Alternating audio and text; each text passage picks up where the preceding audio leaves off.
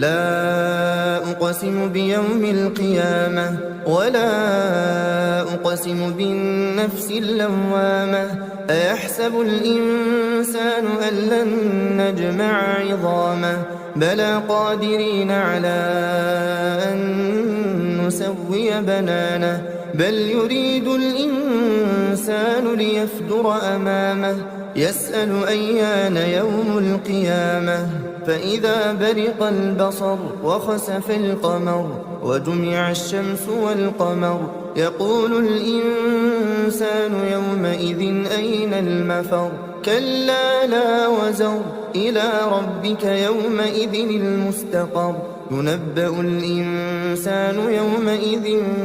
بما قدم وأخر بل الإنسان على نفسه بصيرة ولو ألقى معاذيره